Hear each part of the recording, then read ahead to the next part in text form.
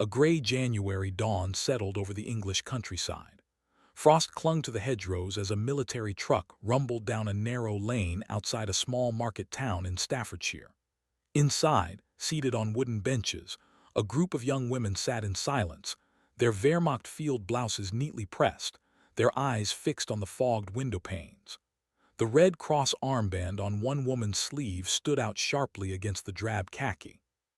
When the truck halted, they expected the clatter of chains, the bark of orders, the humiliation that German propaganda had promised awaited them. Instead, the tailgate dropped open and a calm British sergeant's voice called out, "Ladies, you may step down." No shackles, no rifles leveled in warning, only the quiet of a country morning and the distant sound of a train whistle. As the women climbed down, they realized they stood not before barbed wire, but before a modest railway platform, civilians passing by, some glancing curiously, others offering the faintest nod.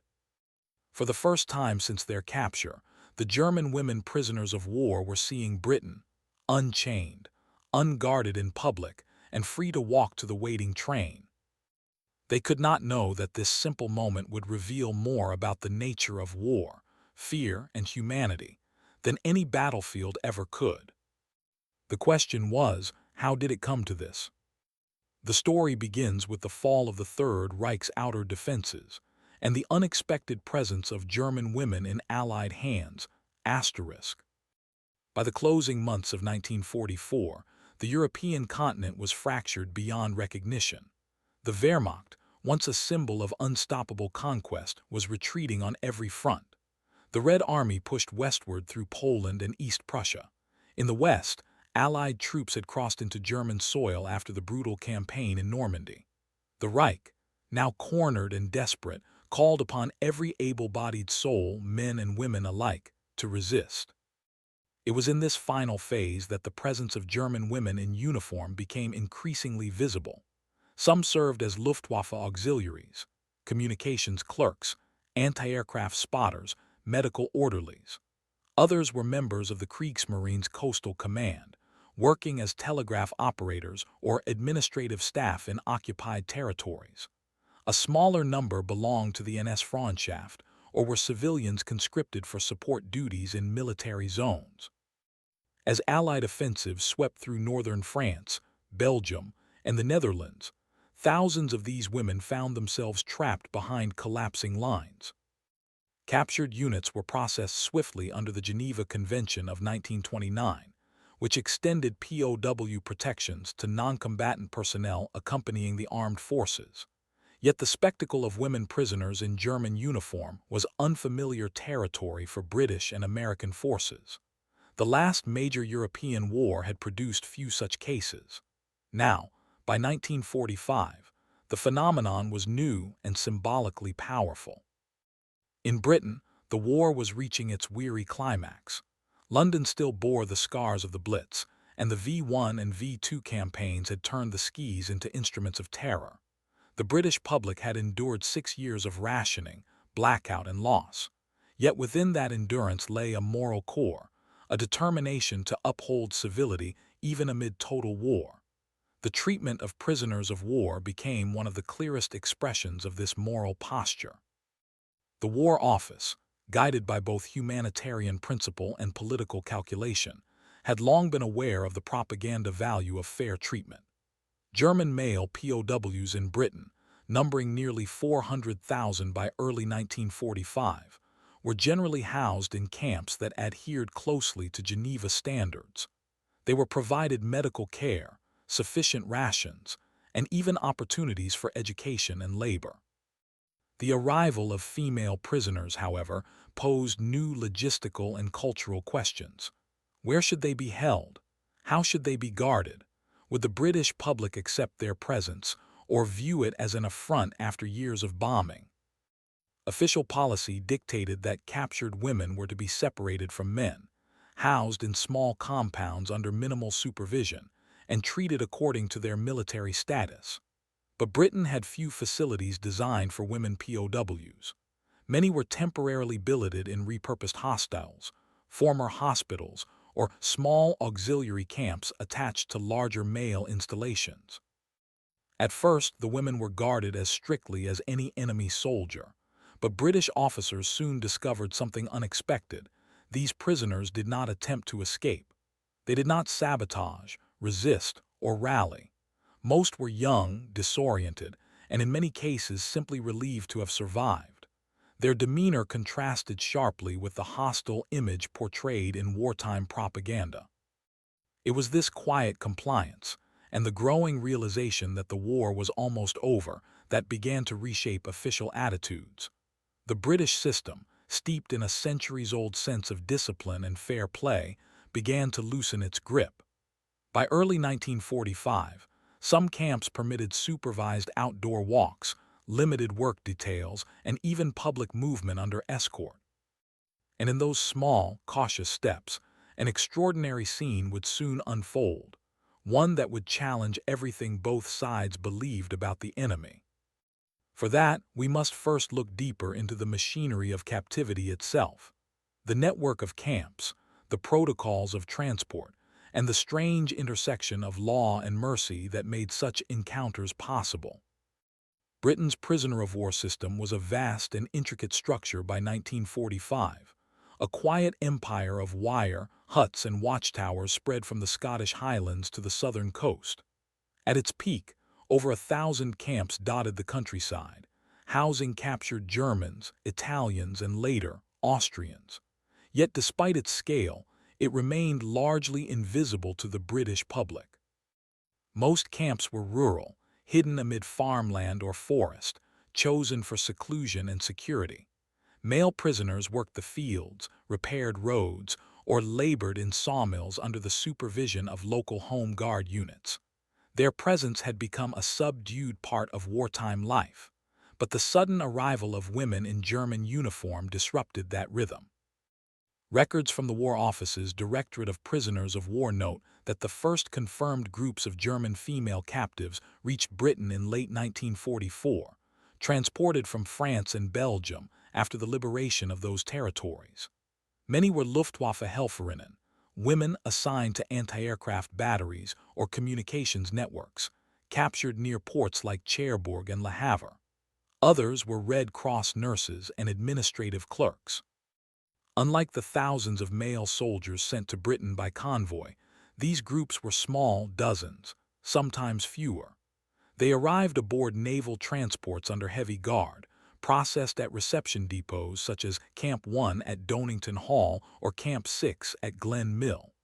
The Geneva Convention required their registration, medical inspection, and correspondence privileges, all of which were dutifully applied. But Britain had no dedicated women's POW facility. The solution was improvised. Some were lodged temporarily in former hostels for the Women's Land Army. Others were placed in unused sections of existing male camps, separated by fencing and additional guards. They were issued standard British Army POW clothing, plain serge uniforms, marked with large red patches, though many continued to wear elements of their German kit. Their lives settled into quiet routine: morning roll call, basic chores, meals of tinned meat and bread, occasional access to books or Red Cross parcels. British officers reported the women as docile, well-behaved, and disciplined. The absence of hostility surprised many. A senior camp commandant later wrote, "They seemed bewildered more than bitter. The uniform was theirs, but the war no longer was." Public knowledge of their presence was minimal. The British press rarely mentioned female POWs, partly to avoid sensationalism, partly out of prudence. Only a few local papers hinted at it when rumors spread of German girls working on farms or foreign nurses housed in the district. Yet within the War Office, discussion had begun to shift. The capture of women, especially medical or auxiliary personnel, carried moral weight. They were no longer seen purely as enemy assets but as potential symbols of humane conduct. Treatment of these prisoners could, and did, serve as a demonstration of British virtue. By early 1945, small groups were being moved for administrative reasons, from reception camps to regional depots or from overfilled compounds to newly prepared sites. These transfers required transport by road or rail. It was during such moves that the question of security arose. Should these women be shackled like male prisoners or trusted to walk freely under supervision? The decision, remarkably, came down to practicality. There were not enough guards, and handcuffing civilians, especially women, risked public discomfort. A directive from the War Office in January 1945 stated simply, "Wherever possible, female personnel shall be escorted without restraint, subject to officer discretion." That single bureaucratic line would shape one of the most quietly striking moments of the war's end. Soon, under the watchful eyes of both soldiers and civilians, the first unchained German women POWs would step into British cities and confront a peace more civilized than they had been told existed. Their reactions and the reactions of those who witnessed them reveal more than any policy document could. To understand this moment fully, we must see it through multiple angles: human, tactical, moral, and political. For the women who found themselves prisoners on British soil, the experience was a bewildering contradiction. They had been raised within a system that glorified loyalty, sacrifice, and obedience to the Reich. From Berlin classrooms to auxiliary training camps in occupied France, they were taught that capture by the Allies meant dishonor and likely brutality. Yet, as they were led through the gates of British compounds, those fears dissolved into an unexpected calm. Guards spoke in measured tones, meals were delivered on schedule, and parcels bearing Red Cross stamps arrived within weeks. One captured Luftwaffe telephonist later recalled, "We could not believe that the enemy would treat us so correctly. In Germany, we were told the English would humiliate us." When their transport orders came moves from one facility to another, many expected the worst: shackles, jeers, the cold anonymity of captivity. Instead, they were told to dress neatly, assemble by the lorries, and prepare for travel in the usual orderly manner.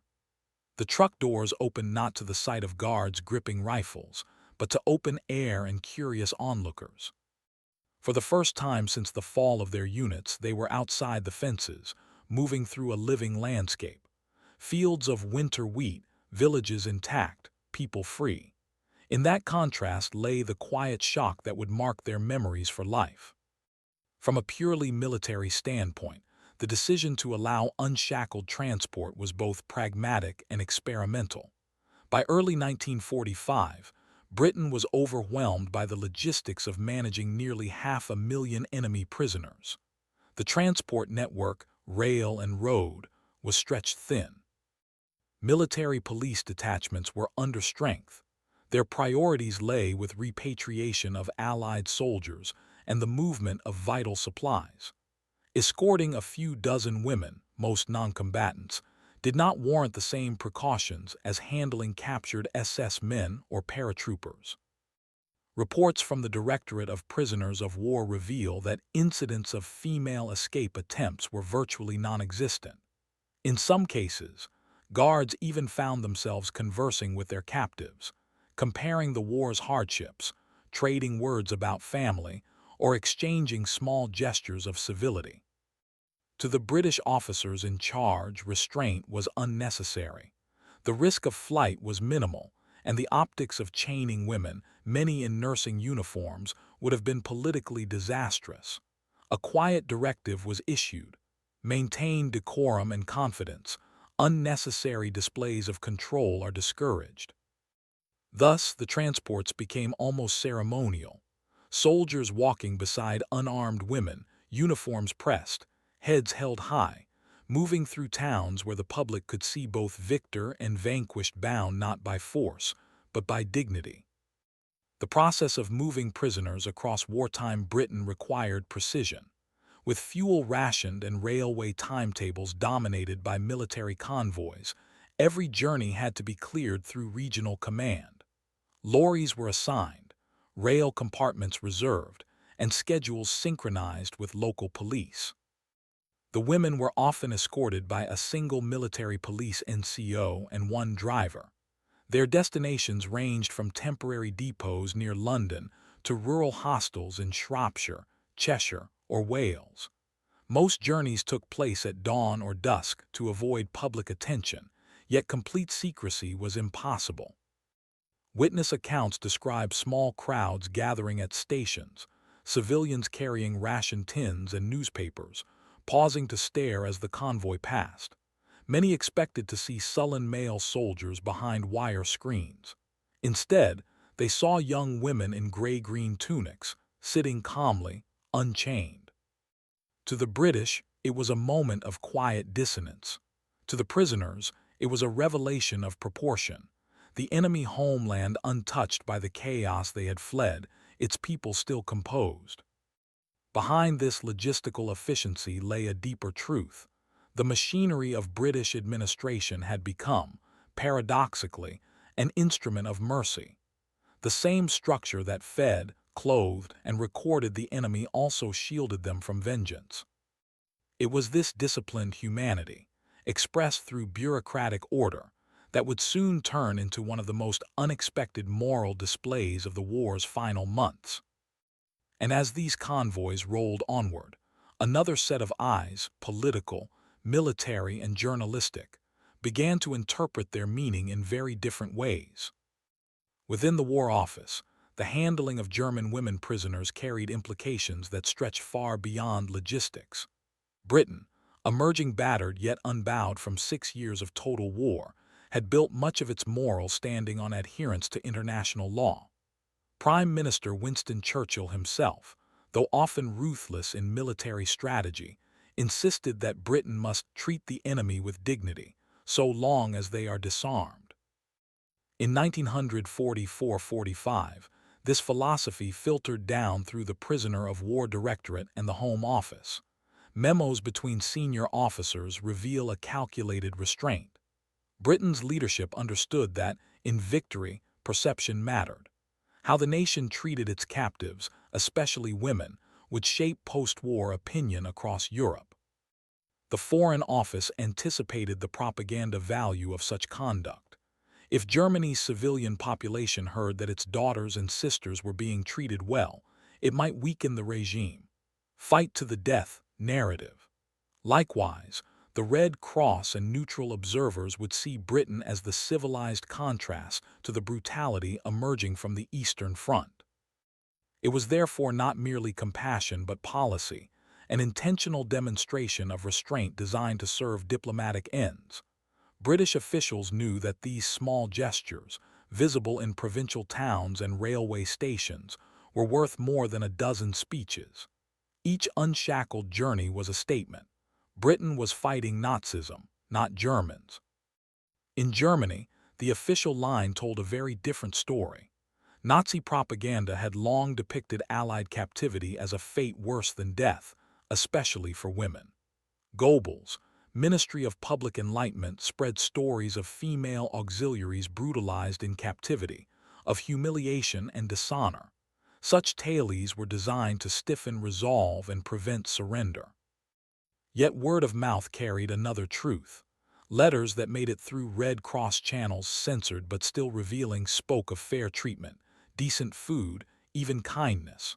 For families in Hamburg, Dresden, or Hanover, such reports were almost incomprehensible. How could the enemy allow captured German women to walk freely in public? The contradiction undermined the propaganda machine. By early 1945, German morale was fracturing, and the illusion of total control over belief began to erode. The very existence of these unchained prisoners, calmly moving through British towns, became silent testimony to a moral gap between regimes. Allied intelligence understood the psychological value. Without fanfare, these acts were noted, photographed discreetly, and sometimes shared with neutral countries to counter Nazi disinformation. Compassion, in this case, became a weapon, subtle, effective, and entirely legal. At the heart of this story lies a question that transcends military calculation. What does it mean to remain humane amid total war? Britain's decision not to chain these women was not without critics. Some officers argued that leniency invited risk, that captured personnel, regardless of gender, remained enemies of the state. But others saw in this act a moral necessity, a reaffirmation that civilization must not perish with the war. For the guards who escorted these convoys, the distinction was felt deeply. Many had lost family in the Blitz, some bore scars from Dunkirk or North Africa. Yet they carried out their duties with quiet professionalism, refusing to turn vengeance into policy. Civilian onlookers, too, faced their own reckoning.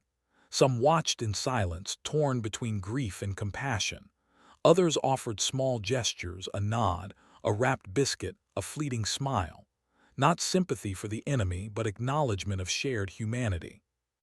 In those restrained British gestures lay an ethical defiance. The war had demanded total destruction, yet here was proof that decency could still survive. It was within this climate, part policy, part conscience, that one particular event would stand out. A single journey, from a Staffordshire camp to a Midland railway depot, where the sight of German women walking through an English town without chains would capture the quiet essence of victory. That morning, history would turn not with gunfire, but with footsteps. It was early February 1945. The war was still raging across Europe, but in Britain, a strange quiet had taken hold. The great bombing raids had ceased. The air raid sirens that once sliced the night now stood silent. Amid that uneasy calm, a small military convoy departed from a camp near Unchained in Staffordshire. The order was simple: transfer 15 German female prisoners to a new holding facility closer to Birmingham for processing. The women were mostly Luftwaffe auxiliaries, captured in France months earlier, typists, radio assistants, a nurse, and one who had served as an interpreter. All were young, disciplined, and bewildered by their new existence in captivity. Their escort was minimal: 2 trucks, 1 British sergeant, and 3 military policemen. No handcuffs, no bayonets. The journey would take them through quiet towns and farmland before reaching their destination by noon. The convoy rolled slowly through frost-coated fields. Inside the first truck, the prisoners sat in silence, watching the English countryside blur past cottages with chimneys smoking, children walking to school, shopkeepers sweeping their doorways. To them this was enemy territory, yet everything seemed calm, almost ordinary. When the trucks entered the outskirts of Stafford, a small market town, the order came to stop. A rail line closure ahead meant the prisoners would continue their journey on foot to the station, nearly half a mile through the town center. The British sergeant in charge hesitated. Regulations permitted unshackled movement, but this was no enclosed area. Civilians would see them. There was no precedent for such a scene. After a moment's pause, he gave a quiet nod. The tailgates dropped. The women climbed down one by one, adjusting their coats against the cold. They formed a single file, as if instinctively recalling parade discipline. The townsfolk watched in stunned silence. No one spoke. To the people of Stafford, the sight was almost surreal. German women, once part of the war machine that had bombed their cities, walking calmly down the same street as them, unbound, escorted only by a handful of British soldiers. There were no jeers, no stones thrown, no vengeance. A few passers-by stared, others turned away. One elderly man removed his cap as the column passed. Not in respect for the uniform, but perhaps for the human dignity it still contained. A British corporal later recalled in his report, "The civilians did not interfere or approach. The prisoners kept good order and seemed bewildered that they were not restrained." At the station, a porter opened the gate without question.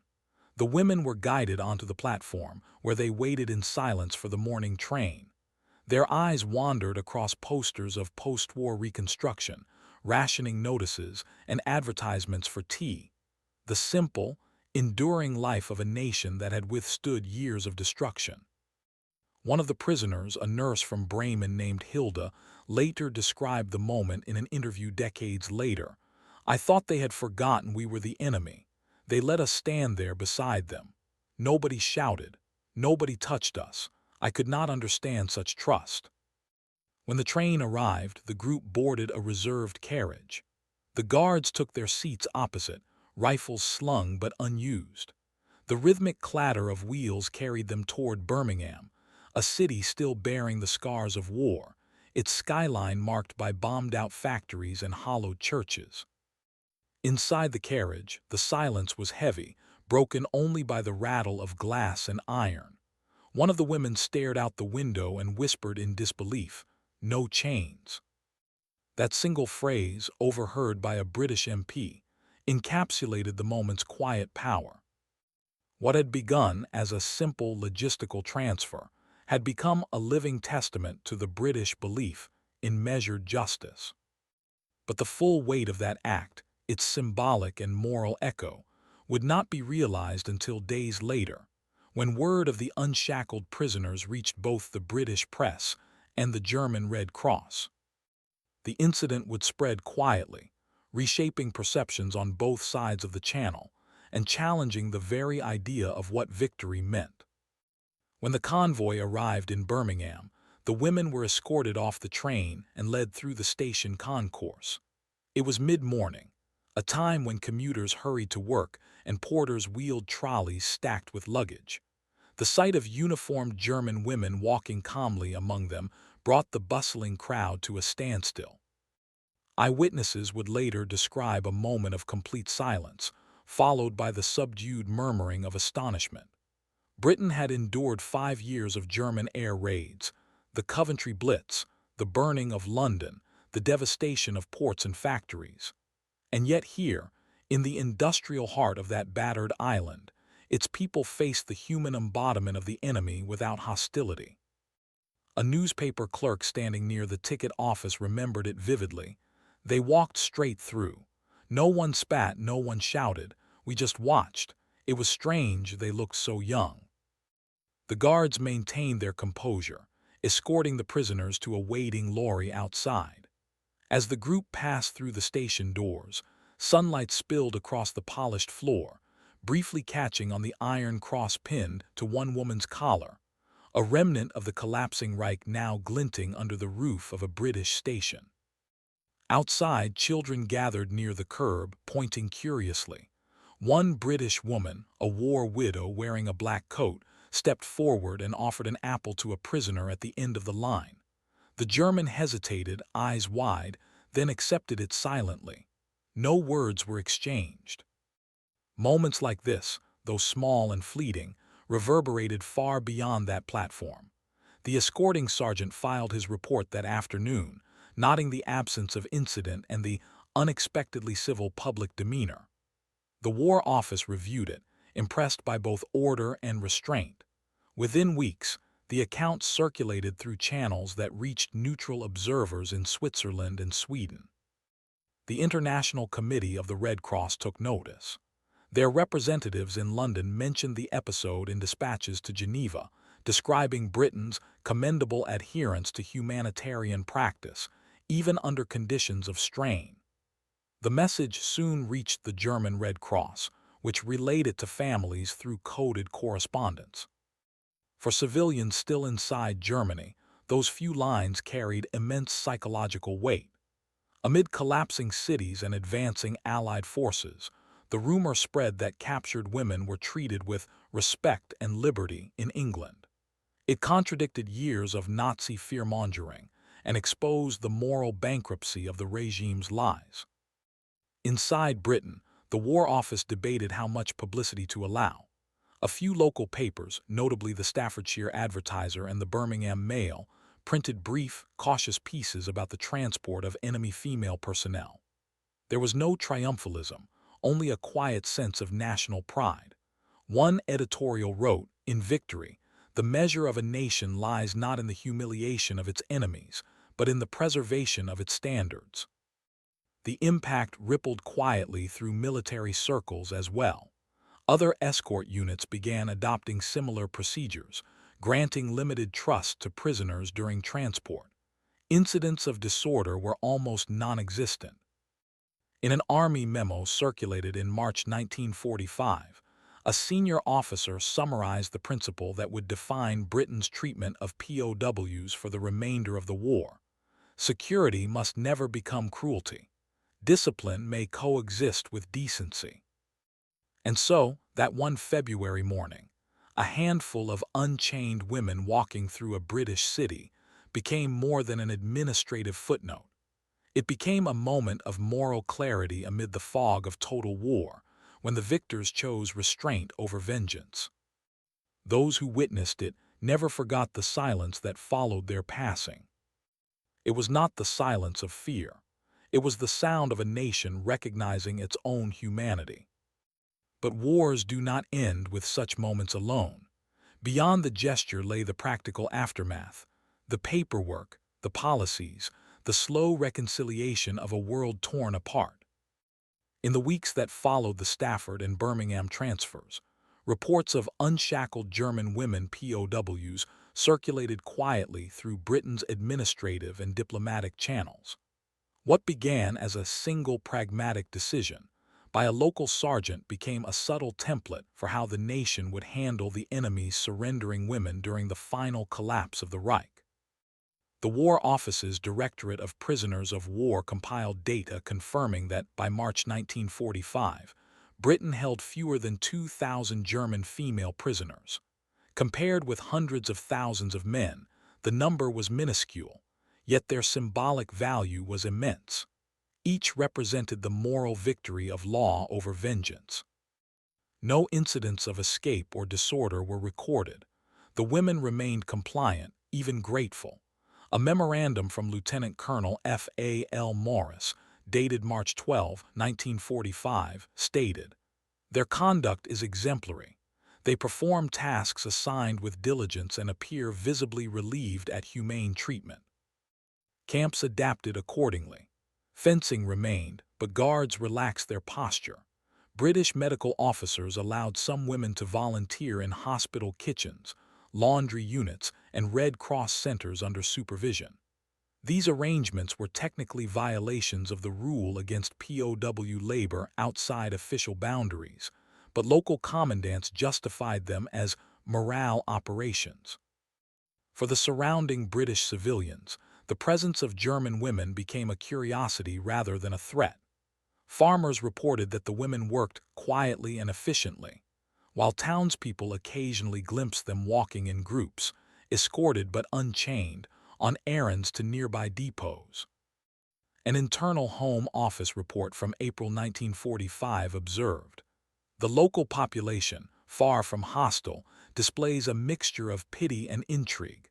Their demeanor toward the prisoners remains restrained." The international community, particularly the Red Cross, took note. Reports from neutral observers contrasted Britain's behavior with accounts emerging from the Eastern Front, where Soviet retribution was merciless. This contrast strengthened Britain's diplomatic standing, presenting the nation as the guardian of Western civility amid Europe's ruin. Meanwhile, in Germany, the end was near. Allied armies advanced into the heart of the Reich. When news of surrender reached the camps in Britain in May 1945, many of the German women wept not out of loyalty to their defeated nation, but from the exhaustion of knowing the war was finally over. British officers, adhering to protocol, gathered them in assembly yards to read the official notice of Germany's unconditional surrender. The Union Jack flew above the camps as silence fell. One officer recalled, "They stood still, not speaking. Then one of them asked, 'Does this mean we may go home soon?' We told them, 'Not yet, but the killing has stopped.'" In those final days of spring, Britain's victory was not measured in parades or bombast, but in the quiet decency of its restraint. The women were still prisoners, yet their captivity had become a kind of refuge, a paradox of war where safety existed on the enemy's side. Still, the system would soon face new challenges: repatriation, classification, and the uneasy question of how to reintegrate those who had worn the enemy's uniform back into a broken Europe. It was in those next months, amid shifting policies and moral reflection, that the true legacy of these encounters would be defined. By the summer of 1945, Britain stood victorious but burdened with the responsibilities of peace. Across the island, more than 500,000 prisoners of war, men and women, awaited repatriation. Among them, the small contingent of German women held in auxiliary camps and medical facilities presented a unique administrative challenge. The War Office initiated Operation Keelhaul, the vast program designed to return millions of displaced persons to their countries of origin. For Britain, the female POWs represented only a fraction of that effort, yet their cases demanded particular attention. Each had to be screened for political affiliation, for evidence of war crimes, for any connection to the Nazi Party's auxiliary corps. The screening process revealed what most British officers already suspected. These women were not ideologues. They were clerks, nurses, translators, functionaries caught in the machinery of a dying empire. One file described a 23-year-old Luftwaffe telephonist. No evidence of fanaticism, displays remorse and relief, wishes to train as a nurse post-war. Such entries filled the archives of the Prisoner of War Directorate through 1946. Repatriation began cautiously. Some women were transferred to American custody in France for final processing before being sent to Germany. Others remained in Britain into 1947, working voluntarily in agricultural or clerical roles to ease post-war labor shortages. They were still legally prisoners, but their lives had begun to resemble ordinary civilian existence. Camps evolved into quiet communities. British guards became administrators, the fences symbolic more than restrictive. Letters flowed back and forth across the channel, censored but increasingly personal. Former enemies wrote to each other about the weather, the harvest, the future. By the time the last German women departed in early 1948, many left with unexpected gratitude. A few even petitioned to remain in Britain, citing friendships, employment, or engagement to British citizens, requests that startled officials but were occasionally approved. In post-war Germany, their stories became part of a larger silence. Returning women seldom spoke of captivity, fearing judgment, or misunderstanding in a nation struggling to survive its own moral reckoning. Yet within the archives of the British War Office, their testimonies endure. Reports, letters, and witness accounts tell of discipline maintained without cruelty, of control without humiliation. Decades later, historians would return to those documents and find in them the quiet outline of a nation's character. For the British, this episode marked a reaffirmation of the ideals they had fought for, that victory meant more than conquest, that the measure of civilization was not in chains, but in choice. For the women who once stood bewildered on English railway platforms, it remained a private revelation that humanity could exist even within the walls of defeat.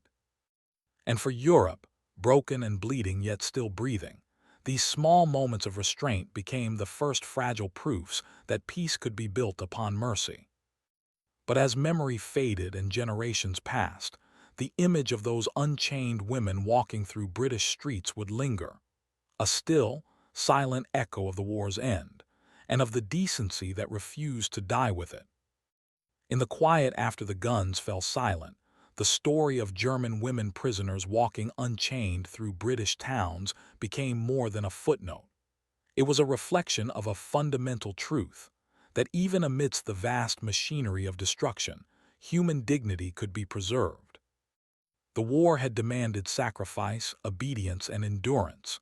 Cities were leveled, millions were killed, and ideologies clashed with brutal finality. Yet in the corridors of British POW camps and on the frosted streets of Stafford and Birmingham, a different lesson was being written, one in which discipline and restraint coexisted with compassion. For the prisoners, the experience revealed that fear was not universal and that assumptions about the enemy could be wrong. For the civilians who witnessed them, it challenged notions of hatred, revenge, and moral absolutism. And for Britain itself, It was a quiet assertion of principle. That victory was not only about defeating an enemy, but also about holding fast to humanity. History often measures wars by battles won and empires lost. But in this small, almost invisible moment, the measure was moral. The unchained steps of a few dozen women carried with them a message that laws, ethics, and empathy could endure even when the world was unraveling. Decades later, historians and archivists would uncover reports, letters, and witness testimonies, fragments of memory that together reveal the understated courage of civility. It was a courage of restraint, a quiet strength more enduring than any weapon, more lasting than any conquest. In the end, the unchained German women of Staffordshire were not just prisoners. They were witnesses to the paradox of war, that human dignity can survive even amid the darkest chapters of history. Their footsteps, light on the frozen ground, left an imprint far heavier than chains ever could. And in that imprint lies a reminder that the truest victories are measured not in conquest, but in the preservation of conscience and the endurance of humanity.